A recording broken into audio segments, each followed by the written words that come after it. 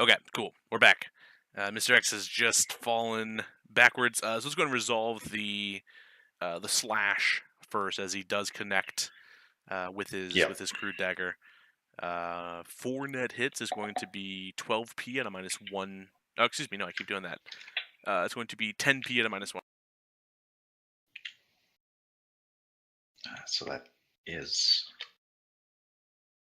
10p -1. So you'll take your body. Yeah. Plus, so that's what did we determine? I think it was 15 in total because I didn't have the mask on. That's right, your legs gave you a +2, so 12, 14, 15. So 15, 16, 17, 18 with your body. So yeah, you roll 17 dice then to try to resist this 10.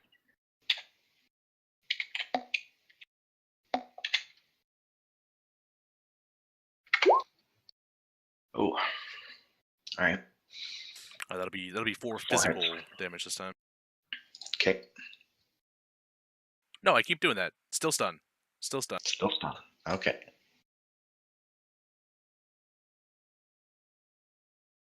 As he slashes against the palm of your hand and bruises it up with the sort of a rusty bit of the dagger.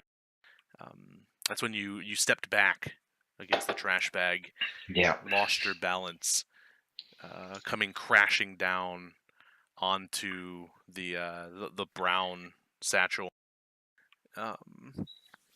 and you kind of get pushed aside as you kind of land near it, with your arm kind of falling backwards. You smack the flap, which kind of jars it loose, and in horror you can first hear, but then out of the corner of your eye you see as these first just 2, and then another set of sort of blood red eyes are looking at you, and they lunge forward towards your neck. The devil rats. That appears to be what it is. Mr. X wouldn't know that, but yay. Oh. They do okay, unfortunately have a accuracy of 3. Okay. But that one really gets the jugular. So I roll 2 defenses then? You're going to roll 2 defenses. So the first one's going to be at a -1, and then the second one is going to be at a -2. And this is in addition to any wounds that you may be suffering now. So let's see. You should be suffering. Yeah, you had 2 damage before. You're now at 6 damage. So you're at -2. So the first roll will be at a -3. Go ahead and make that roll. Oh. You're trying to beat 2. Trying to beat 2. Well, let's see if I can do it. I believe. You just got to survive it. All right, so you get the 2. Right. So then the follow-up attack will be at a total of -3 then, and this is because of the wounds you've suffered, or excuse me, the attacks you've taken previously. The first one was -3 as well. Oh yeah, right? -4 on this one. I apologize. Yeah, -4. Oh, okay, yeah. So I'm definitely getting hit. All right. Hey, you got one hit though. So yeah, that does knock his successes down to 2, since he's unfortunately capped at 3. Which means you will soak 4p. 4p. Oh, okay, I can do that. That's easy. With just your body. He's just my body. Yeah, they have direct access to that juicy bit of your neck. So definitely getting hit for at least 1. Hopefully 1. Yeah, 3.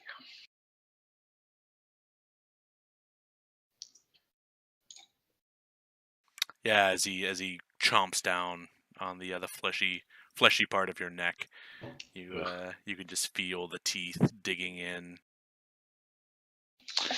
Owie. So that's physical damage then? And yeah, that is indeed physical. Yep. So stun and physical stack on each other. So I'll be at a total of -3. Yeah, that's correct. Yeah, separate condition tracks, but they all get to apply their negative.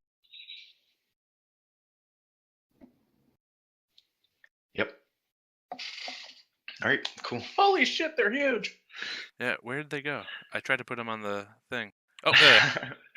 So I imagine my my shot that I tried to take at that guy just went wild. No, I'm still gonna say that happens. We just need to Okay. account for. Well, no, because I mean you're in a different situation than you thought you were in. Yeah. So you. I was gonna take a step back and then shoot. Yeah, essentially it Take was a during the step back jump. that happened. Yeah. So yeah, we can. Just say my pistol goes off and just fires into the air just wildly. And you're now being Attacked crawled by on devil by Devil Rat. But then so that happened on essentially your move. You still have an action if you would like to take one. I want to try and get these things off of me and stand up if I can do that, but I might not want to be able to stand up. I want to get them off of me at least.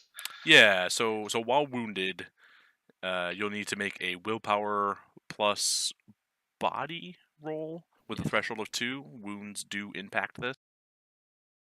Oh, so a total of 3. And A if you total would, of 2.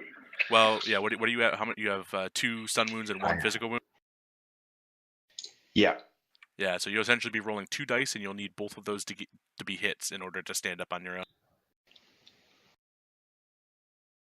Well, gonna have to do it because I don't want these devil rats on me.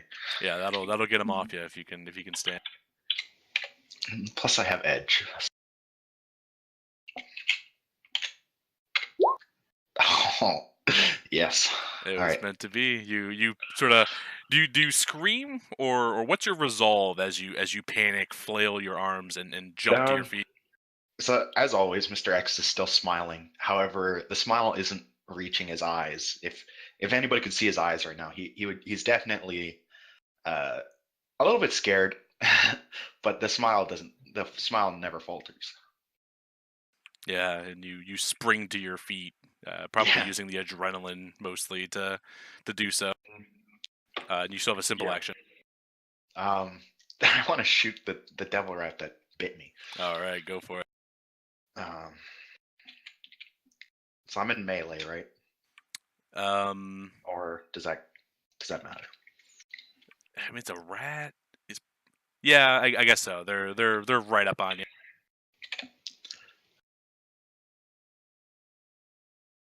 So it's still 8 dice.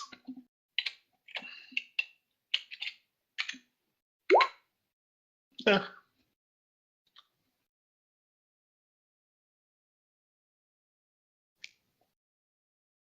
Yeah, the shot goes wide, pings off the floor. The orc is currently laughing quite loudly. Yeah, he would be. And that brings us. Wait, how did this happen? Oh, Blue, you did the interrupt action. That's right. All right. Oh, and that orc's dead though. So it's your nope, this guy. All right, sorry. For some reason, it wasn't in order. All right, so this guy will go first. Blackfeather,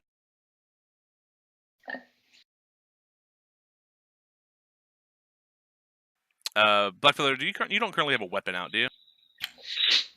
Nope. Okay. The troll sort of gives you like a very stone cold look, and you can see like his nostrils flare, and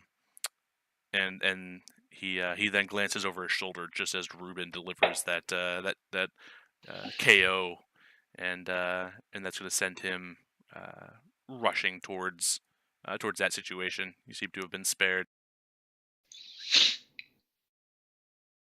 I could interrupt that and in default on my unarmed and roll 2 dice against his defense, but I think I will just be happy that he's running away.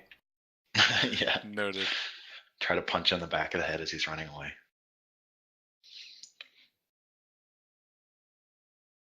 Don't ruin my fun. Yeah. But to no avail. I forgot how wounded he was. All right, that brings us now to Blue. You currently see the troll north of you is levitating with no weapon in his hand. And the other one went for Ruben. I'm gonna try to cut off that guy, the guy down here who's Yeah, you see him. He's like very slowly he walking looks towards Mr. X. Like he's cleaning the blood off of his blade. Like he's about to go he in still for the looks kill. in fair condition, right? He's wounded. He's been shot, but I did shoot him. yeah, But yeah. All right. yeah, he's not looking pristine. Do I have enough room to charge? I don't think so. I think I have to run at least 5 meters. So. This Yeah, wasn't to let's scale. go No, this wasn't to instead. scale. You can most certainly charge here. It's a big open area. Okay. Then I will charge him with a combat knife.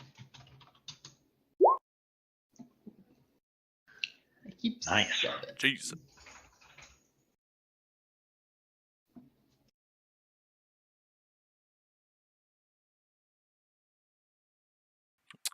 That's gonna be 6 net hits. This will probably be enough. What's that code? 13p minus 3. Well, I've rolled crazier things. Nah, that's enough. You put the dagger to his throat and just pull.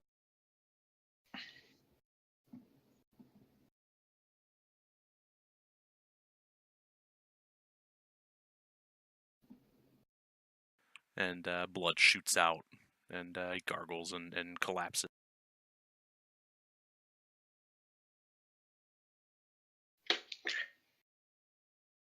All right.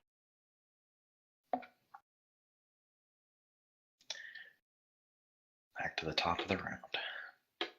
To the top, starting with Ruben. Ruben, there's an angry troll who's heavily wounded, slashing desperately at your back. Yeah, as I heard him run up at me and slash, and still laughing because I'm quite enjoying this. I'm going to be like, good, I wasn't done with you yet. And I'm going to shoot him. All right, you'll take a -3 in melee, but I believe you have something to counteract that, right?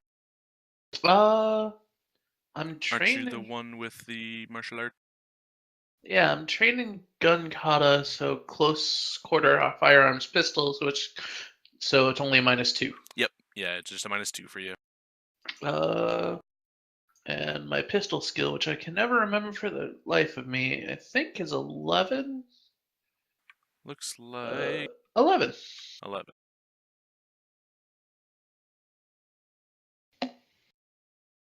So you'll roll 9 dice. 9. Oh, right, -2. Yeah. One day I'll learn to math.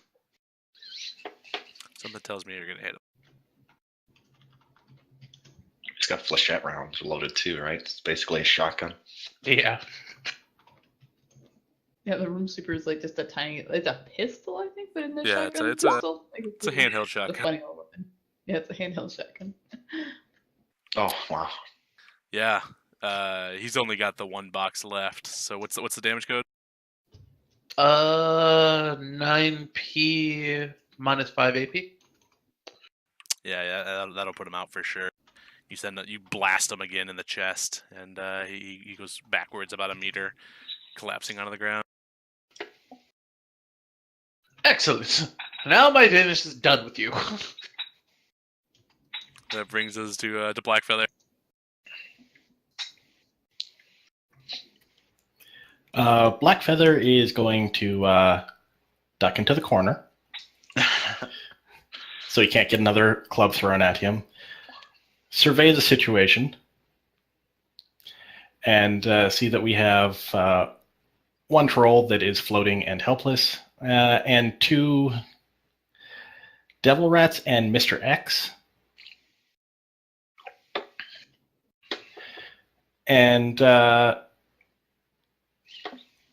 Mr. X was able to stand up and brush off the rats. Yeah. Yeah, he's currently standing amongst them. They're kind of swirling around his feet.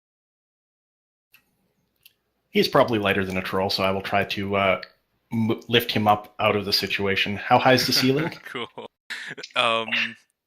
It's a few meters taller, or it's about a meter over your head.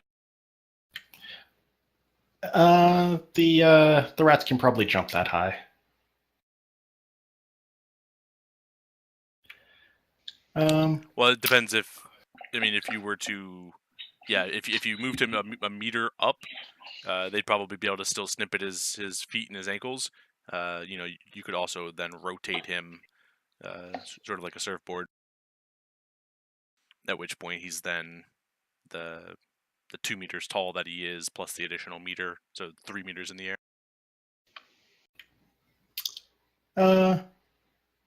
Sure, I will attempt that because otherwise I am rolling -4 dice on trying to shoot near him, and that would probably be worse.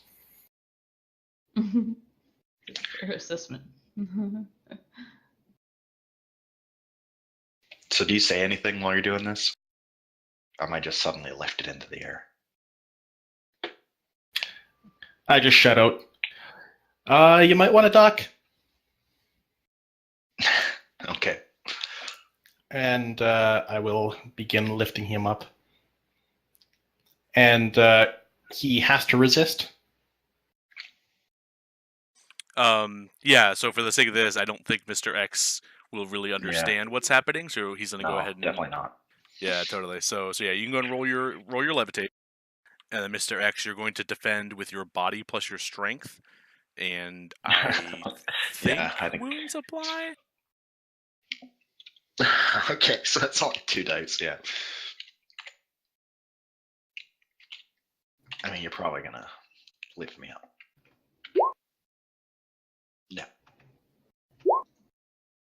All right, so I lift you up and try to be gentle, and then basically more or less flatten you out against the roof if I can. Okay.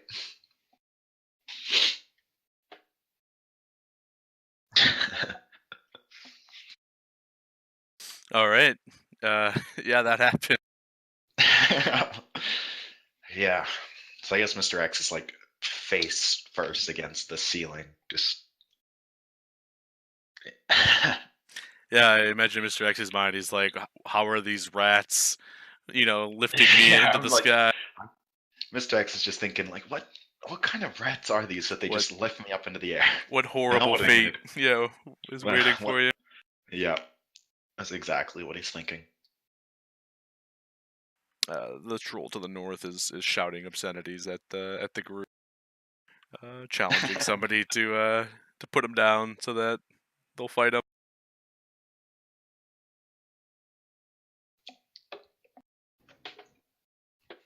And then the rats. I can't get to the person that disrupted them.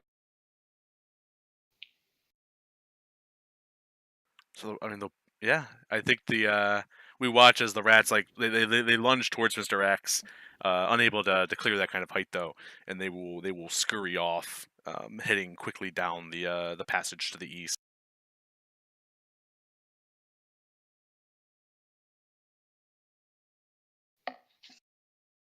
As they get just a couple of meters away, it's almost as if they blink out of view, sort of vanish in front of your eyes. Except for Blue, you still clearly see them.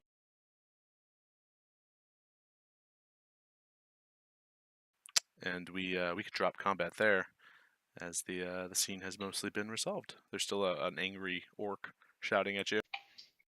I'm gonna take a quick look at him in the astral and see if he appears to be healthy. I'm not very good at it right now. I'm a little wounded. Nope. I see red. So much anger. Yeah, your vision's somewhat cloudy. So Mr. X just sort of calls out, like, well, how do I get down from here? Well, say please. Please. And I will lower you nice and slowly, making a nice theatrical gesture of it with my hand, reaching out and slowly pulling you down. So Mr. X like puts a hand to his throat where he got bit and, looks at the blood and sort of just like wipes it away on his jacket. What's your essence? 1.8. Okay. The man has metal legs. Yep. Mm-hmm. You hear from over your shoulder, Blackfeather. Yeah, me too. Hey, look, someone else I can beat up. Can I beat him too? And I turn around and then I slowly pull out my my Ruger Super Warhawk and I make a show of like going through and like slotting bullets in while walking slowly towards him. Your mother's a whore. You say you want someone to put you down. I will find her and defile her, and she will like it. Well, she did fuck a Scotsman, so probably not far off the truth there. What's a Scotsman? It's like the dumbest orc. Now I want to know why you thought it would be a good idea to try to ambush us here. Seems like a terrible idea. He spits at you.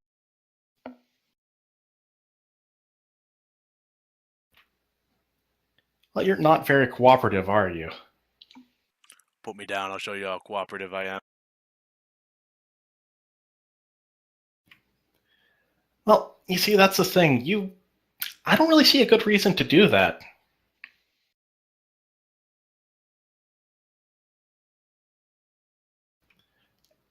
Can I Mr. X is pretty good at interrogating, so he like pulls Blackfeather to the side and says, maybe I can get something out of him.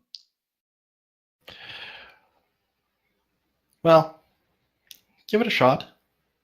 I still take the -3, but whatever. Mr. X walks up to him, like all smiling.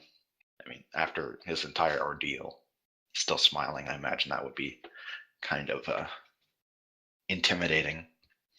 And he just smiles to him. He's like, "You're gonna tell us why you attacked us, or I'm gonna let my friend here," and I point to Ruban, "have at you with the stun baton until he stops laughing." And then I'll just roll the. All right, so we're gonna roll an intimidation. Let's take a look at the modifier table. Because we got some things happening here. Blue, where are you during this? I am going to see if any of these it looks like I can lift or at least drag. If so, I will. I don't know. I assume I don't have matrix access right now. What's your combo? Ooh. We're probably at a 5. I got a skimp. I got a 6. Okay, yeah, then you're there. It's not pretty, but it's there. All right. I'm going to send a quick message. We're not far from the den, right? Like maybe No. Less than a Nice. quarter to a half mile. I'm going to send Thomas a quick message to tell him to bring a few strapping lads. We have dinner. Yeah, the message goes through. You get a request for a trace icon. Mm-hmm. And I'll send him an arrow. he'll say, we'll be there shortly. Is everything okay? Yeah, that's fine. All right. Then yeah, he says he'll be there soon. All right, so let's see. Mr. X, intimidation. You can take a +2 for outnumbering the subject. You can take a +2 for wielding a weapon. You can take a... Actually, this guy was never hit, was he? Hang on. No, this guy has never been hit. Interesting. I can change that. So another 4 dice. Yeah, go to roll an additional 4 dice. Can I give him another 2 from wielding obvious magic? It's not a double dip. It's generally weapons or magic. It's weapons or magic.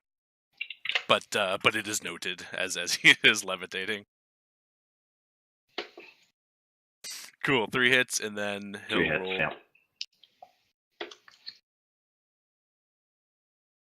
Well, joke's on you, because charisma is the strong suit of all of my trolls.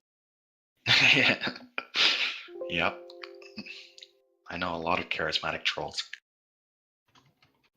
Hey.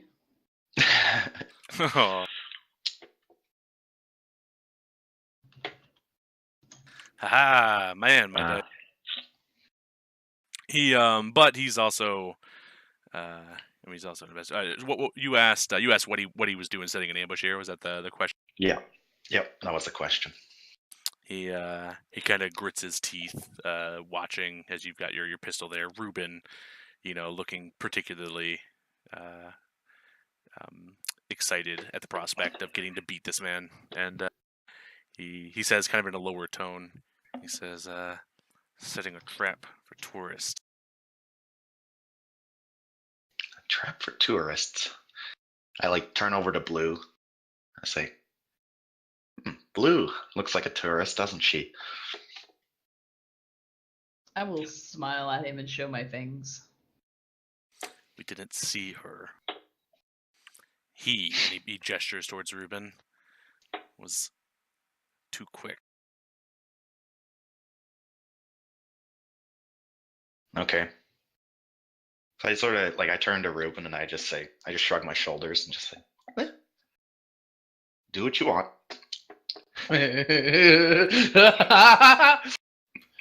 He pleads to be put down so that it can be a fight. But before I put him down, I turn to Blue and I'm like, I'm unfamiliar with the culture of the people we're going to meet. Would they appreciate a gift? She'll look down, I think, at the other 3 bodies we have. I think we have enough. But I can take it after he's done. Oh, so that's fine. The sport would not be okay. And do you let Ruben just kick the crap out of this guy while he's levitating?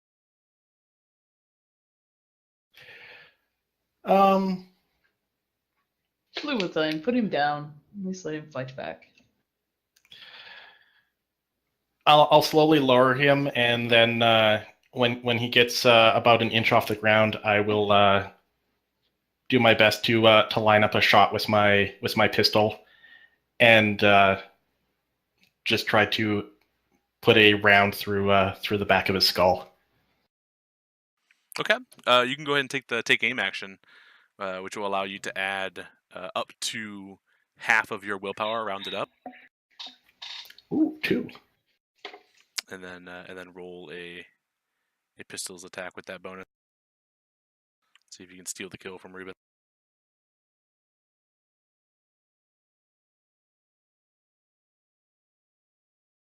And then what's the damage code with your 3 hits there?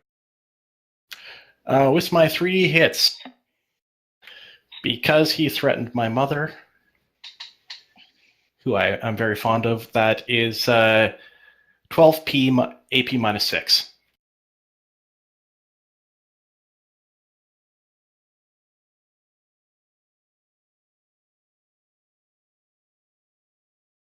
Oh.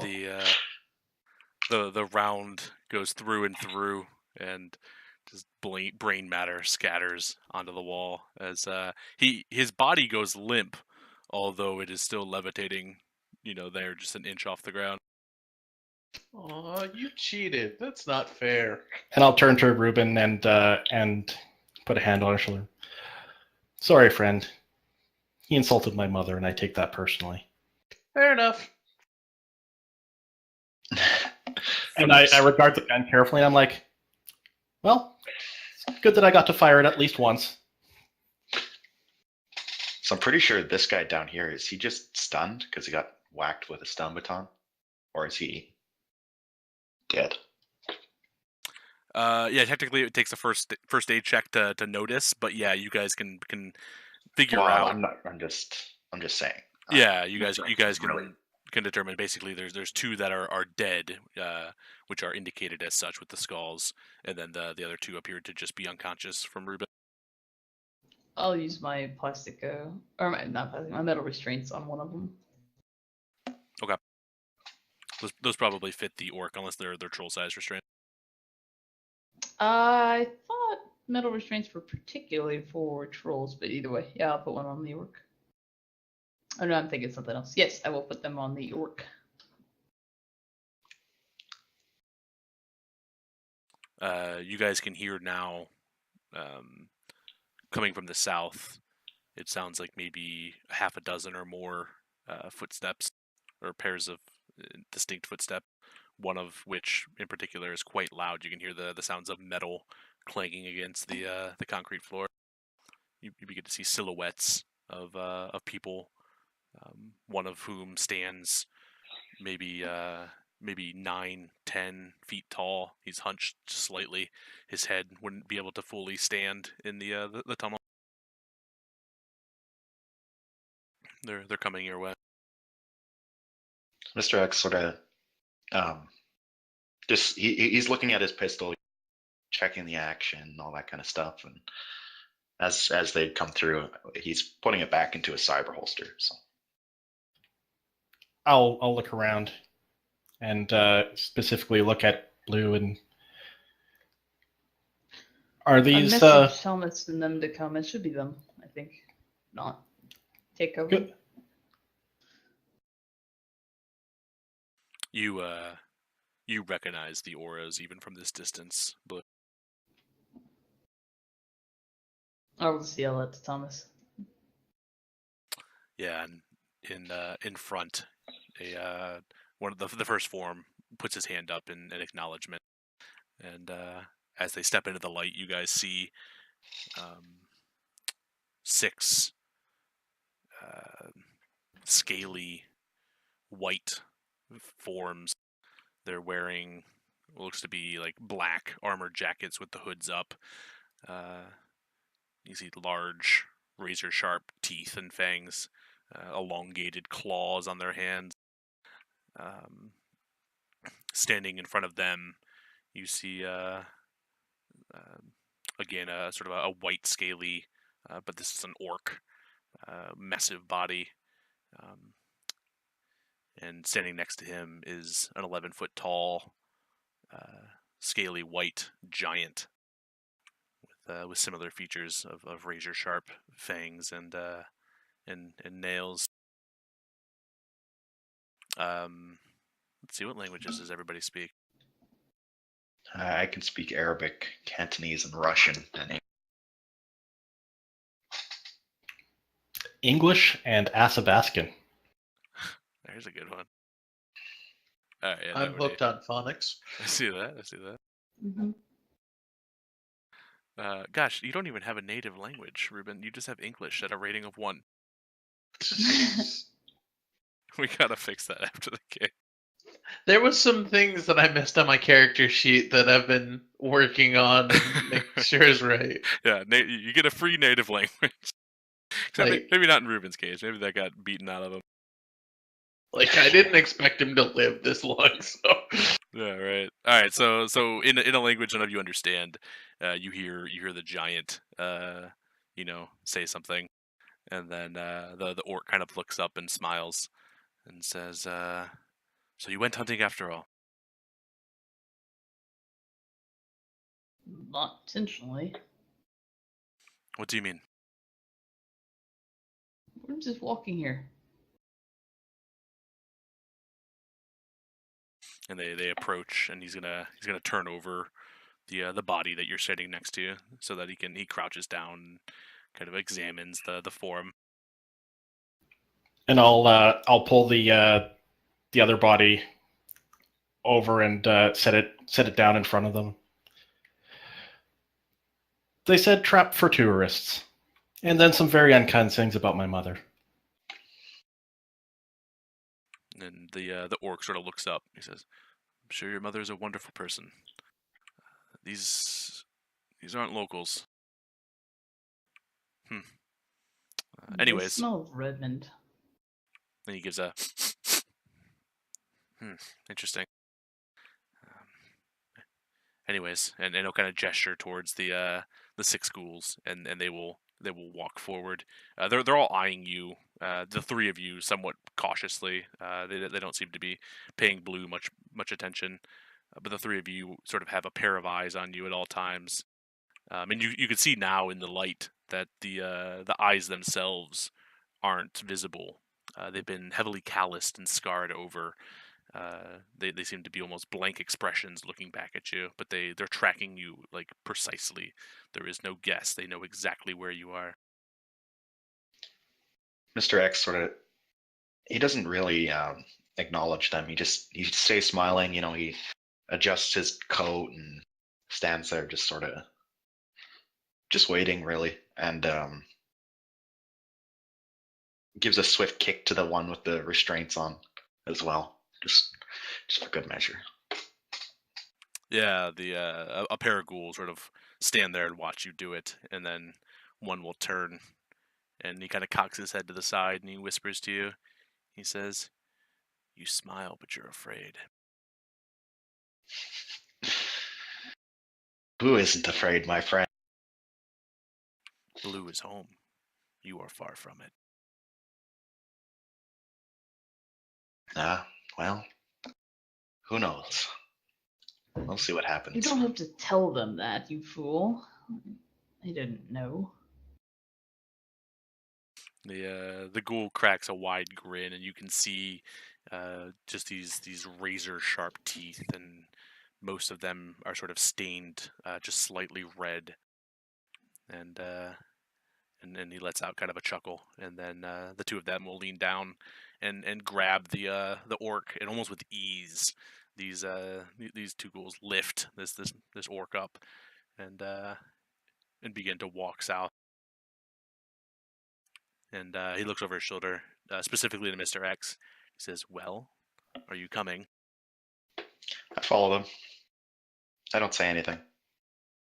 And then similarly, each set will lift one of these bodies and sort of request that one of you sort of come with, and then you guys all begin to head south towards presumably the den.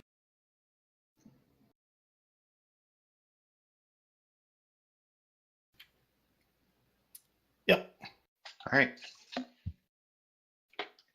Yeah, some time will pass. It's a little bit slower going with the added cargo, but the path is mostly unobstructed. It's a gradual turn that eventually leads you to this open area.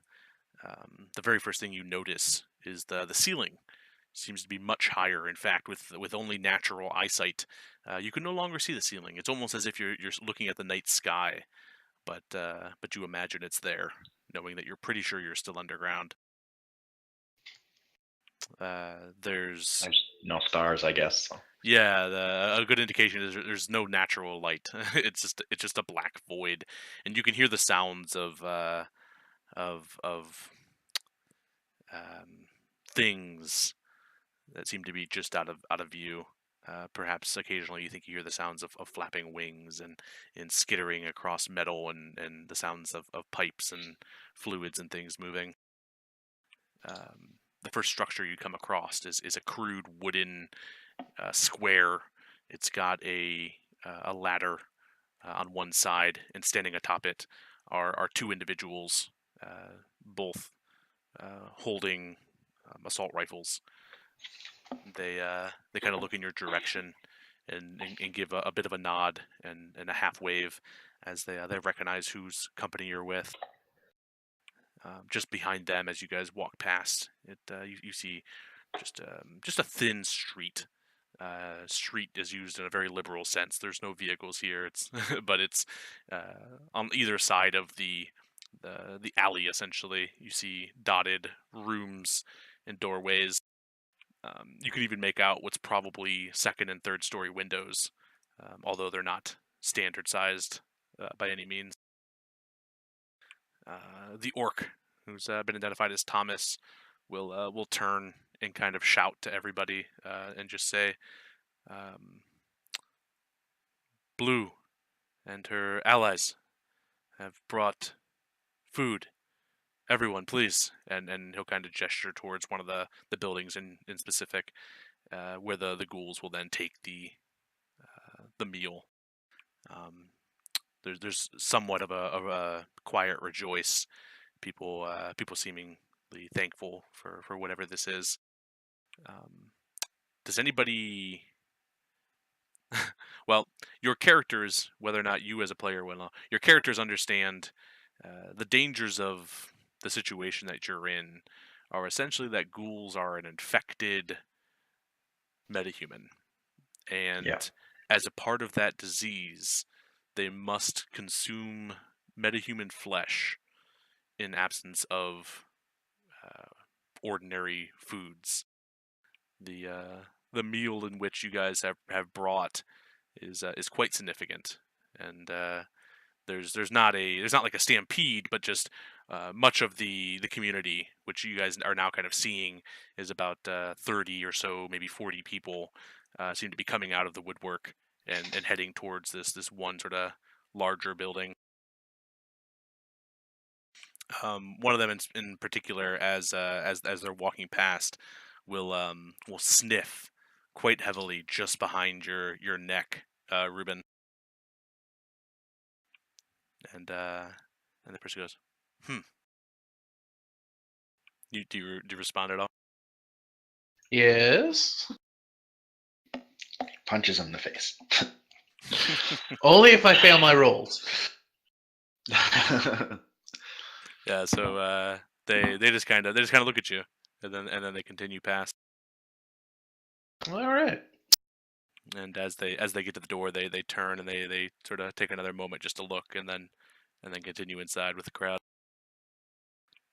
After a moment, Thomas and the very large giant are standing there with just the four of you, and they say, "We do appreciate you coming for this, and hopefully to help. Is that why you're here then?"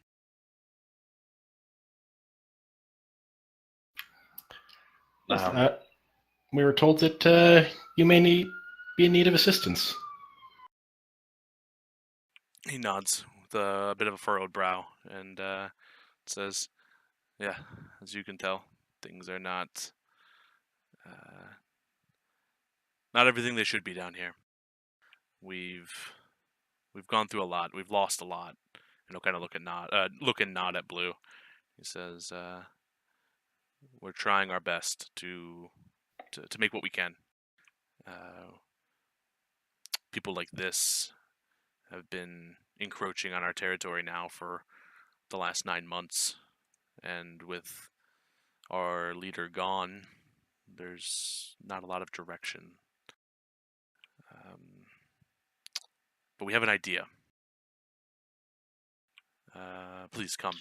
And then he'll lead you into the actual room in which you guys are watching. Composure checks are probably necessary from Ruban, Blackfeather, and Mr. X. Okay. And I'm gonna let you guys set your own thresholds here. So go ahead and roll me a composure check, which is your charisma plus willpower. Wounds apply. We'll say no for the sake of this. And essentially, what's going to happen is, as you step into this room, you're going to watch and see as these four individuals are being, their clothes removed and their gear set aside, and just the feralness of this pack of ghouls as they begin to devour these people, two of whom were alive at the beginning of the meal. Mr. X throws up. It's not something he's...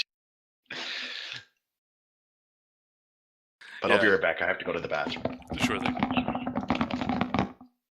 So, keeping your character's experiences in mind, feel free to set your own threshold. I don't know the lot of you well enough to set one for you. Generally a hard threshold to beat is 4. But with the scene in mind, we see as Mr. X, takes a moment, sees the scene, and then leans his head out the door and vomits. What's Blackfeather do? Blackfeather did get 5 on his composure. I think that Blackfeather takes a moment to like revel in the destruction of the person who said bad things about his mom. Yeah, in fact, you can see, despite the crowdedness of the ghouls, between two of them, a small child and seems to be a woman, maybe a human or an elf. You're only looking at the back of them. You can see his face, the troll, his head sort of cocked to the side, his mouth slightly open, his eyes still opened, staring directly at you. Although the gaze is at 1,000 yards, since he is dead. You're just sort of staring there at him. And other than that, the entire scene is incredibly disturbing. And he's focusing in on like his anger and hate to ground himself and remain calm and composed. Yeah, and you do. You focus on that, and you kind of realize you're locking eyes with this troll, and it's helping. You're angry. You're not scared and disgusted. How about Ruban? Ruban got looks like 3 hits, but where's Ruban's mind in this scene? He is no slouch when it comes to violence, and he's done and enjoyed some very bloody fights in his time. But the amount of ferocity and the sheer carnage is just a little taken aback. But it also reminds him of some very good fights, which also puts him in a pretty good mood after beating them senseless as well. Okay. Yeah, cool. And when I tear myself away, I'll go and try to comfort Mr. X and bring him inside. Yeah, so Telling him stories about how this is natural, everything, the circle of life, blah blah blah blah blah, and try to like see if I can get Thomas to move out of this room to somewhere more private, as quickly as possible. Asking for if they have any first aid supplies or anything to clean up the wound that Mr. X has. I don't want to get infected Blue by a devil. Blue will just shake her head. It's better if you don't use anything they have here. I was worried about that. Yeah. Mr. X is sort of... He's done puking now, but he still looks kind of pale. Smile still on his face. Although, Well, with your cyberware and my injuries, I'm at -7 dice to cast heal on you. Yeah, so Thomas does. You didn't get the impression that he was trying to have the meeting in the center of this feeding frenzy, but that he's just leading you to a room in the back, essentially. But he will Is kind of Thomas nod. the shaman? Yeah. Sorry, Blackfeather, I think is what I meant to Oh, ask. Is Blackfeather I was the like, shaman? Thomas. Yeah. What tradition is Blackfeather? Shaman. Does this place still have a positive background count towards shamans? It does. You take a negative, but you could keep more hits for a lower force. Or you still take your negatives, but you would be able to get more hits for a lower force. Essentially, it's less of a risk. Okay.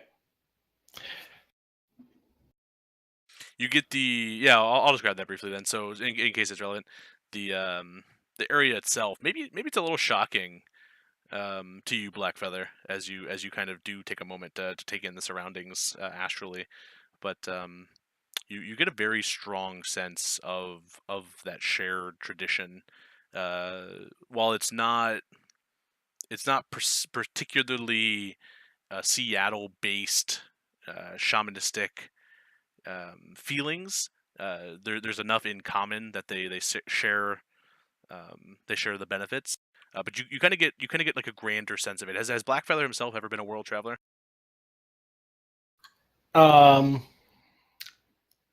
Nope, he has stuck to North America so far.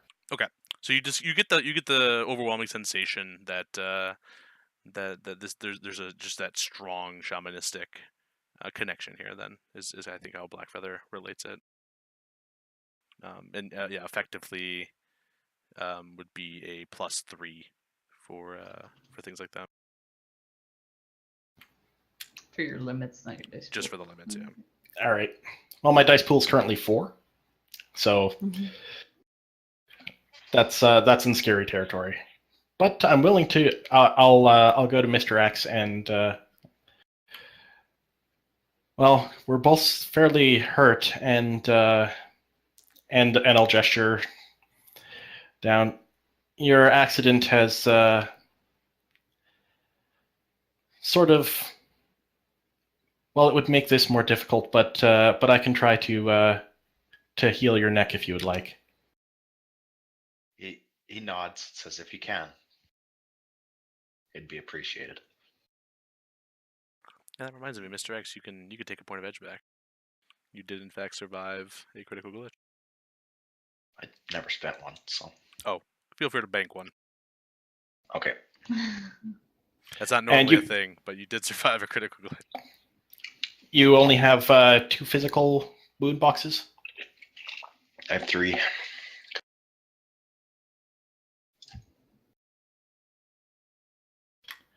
Well,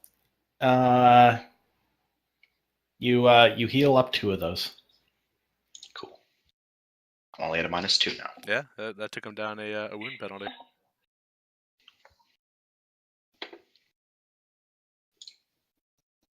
You guys are led into a small room.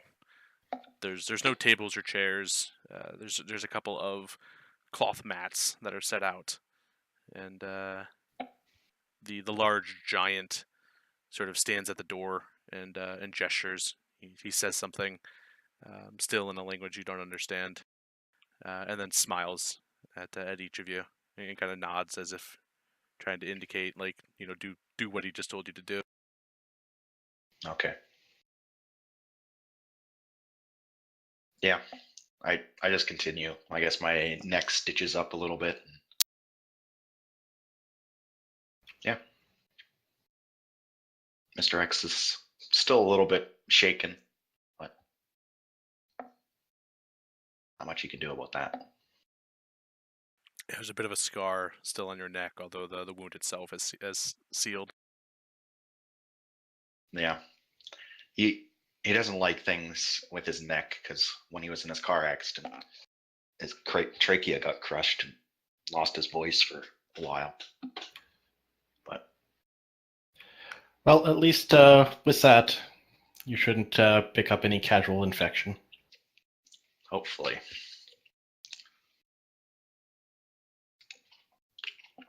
And yeah, he just stays quiet. He's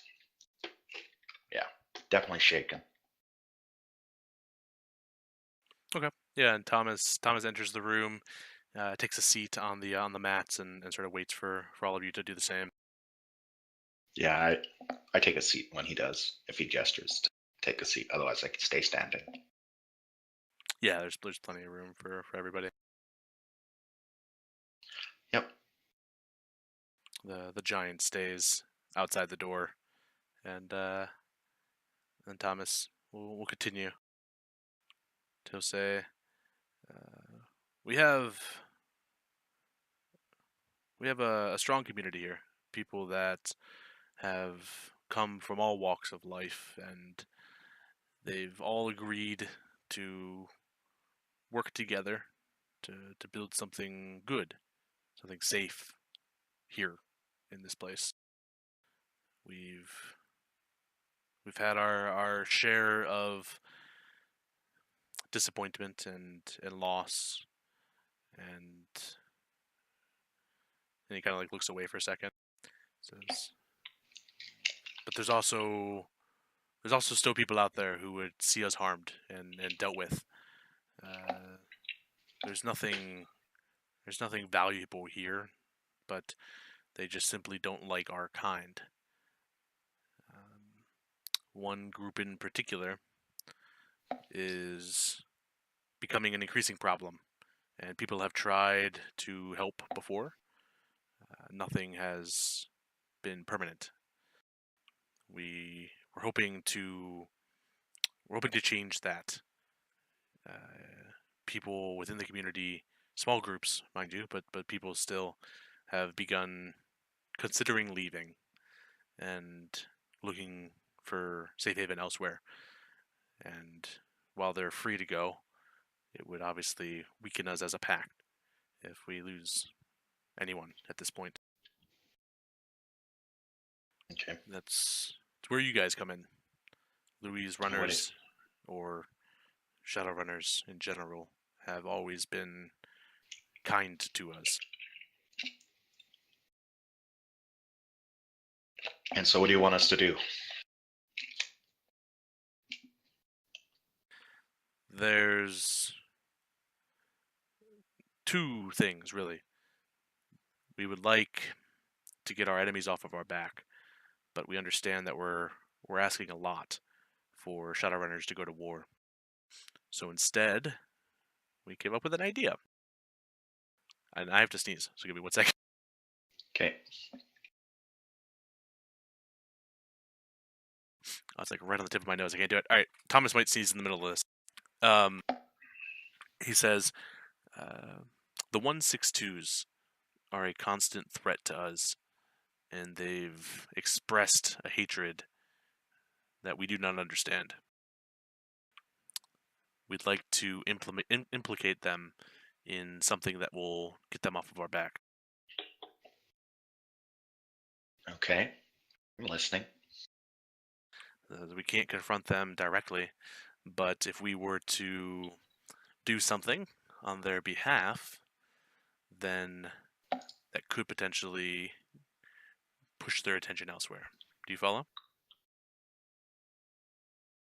I think so. You want us to cause trouble for them, but make it seem like they are the trouble causers. And he'll nod. Okay. And so, what is your plan to do this? Well, the god dogs of Tanimus. Who can you possibly make mad at them? There's not many, that's true, that can oppose them directly. Our thought was maybe the ancients.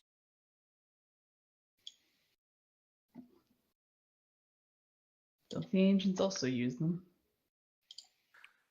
In a business capacity, sure, but if something were to happen and they are expected to be overreaching or double-crossing, we're grasping at straws.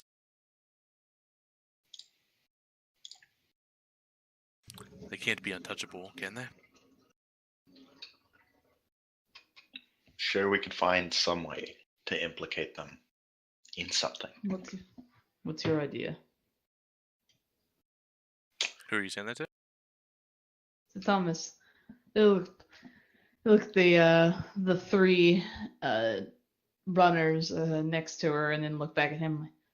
Last time we fought with the 162s, I became one of you. I assume you don't want this group of green people to go up against them. No. If the situation goes as we're hoping, it wouldn't involve them at all. Only a misdirection towards them. We dress as them. We act as them. We find who's important, pretend to be them, and then go and throw a grenade in a hornet's nest and run. Yeah, that could work.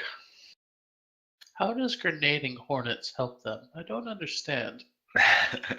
Well, then the hornets go and they chase down the ones who threw the grenade in their nest. Well, we Duck quietly away. disappear. We lead them towards, and then duck away.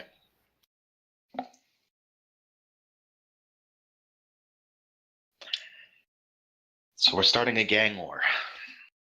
Sounds entertaining. Probably not a war, just a retaliation. We don't expect it to last forever, but if it can give us some time to rebuild and focus inward instead of having to protect outward, it would mean a lot to us. What have you done to the 162s? Why do they still come out here, so far from their territory? Thomas shakes his head. He says, Z. he was a good leader, but he was vocal about his dislike of them. I believe this is his repercussion.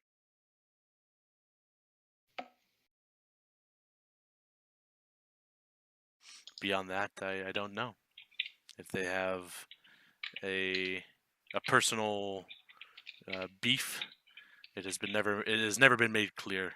We've not exactly tried to negotiate. I'll never ask another runner to put themselves in harm's way as we did you, Blue. And I hope you can understand that our objective here is not to do that, but to try to lead them away. Okay. I'm sure we could work something out. Come up with some plan that leaves us safe and allows you to have some time. Indeed. Do you have a If they time just frame? want to manage us again, why don't we find something more diplomatic? Actually, there's something they want from you. Are you suggesting we reach out and try to talk to them? I don't think they're going to be friendly. Maybe there's something you can offer to them. He kind of looks around the barren, mostly empty room. Says, I'm afraid of what they would ask for. I sort of look around and I say, you don't have much people. I guess that's what they would ask for. The 162s are henchmen at best, organ leggers at worst. They would ask much of our people, but it's a long shot.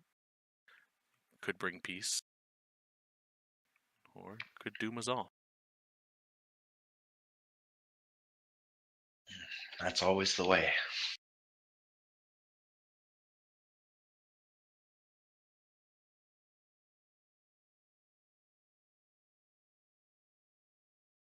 What's the rating of your comlink, Blackfeather? 6. Okay. Yeah, He says with confidence in his voice. sure does. Mm-hmm. You can roll a matrix search. All right. It's computer All right. plus intuition. Okay, great.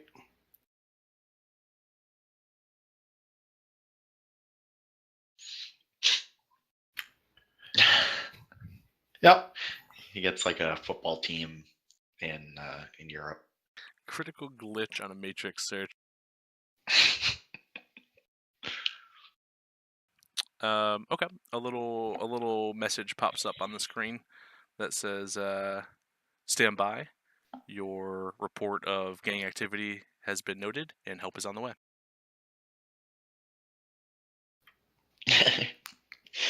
Does Blackfeather tell us this, or does he just himself? He looks at the comm link and just sighs long Long sigh, Blackfeather. What happened? I think when we were fighting, got hit pretty hard with that club back there, and I think it knocked my comm link. And I was just checking it out, and I like turn and show the thing that's flashing now.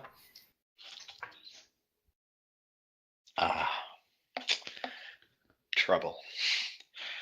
If they Good. Ghouls are only allowed to live in the OU provided we don't eat anyone who's down here. Now we have several of them now feasting on other members. You may need to leave. Yes. We'll look at Thomas.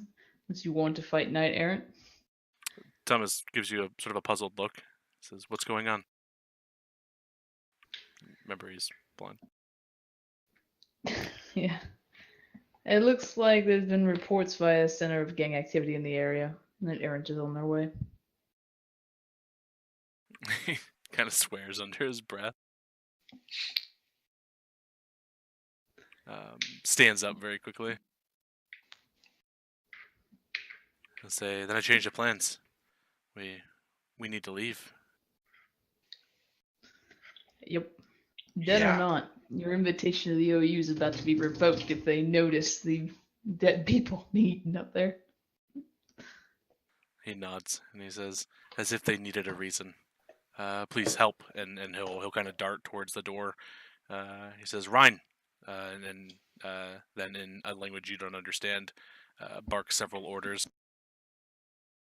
The giant sort of grunts and then looks into the room. He has to like crouch down to do so. He looks into the room and with a very furrowed brow, kind of like looks at each of you, snarling, and then he'll stand back up and begins to very loudly sort of jog outward, and starts doing something. Thomas beckons you. So yeah, let's go ahead and take a 5-minute break here. And I'm going to figure out how the rest of this run works. Yeah, because that's kind of a wrench in the works.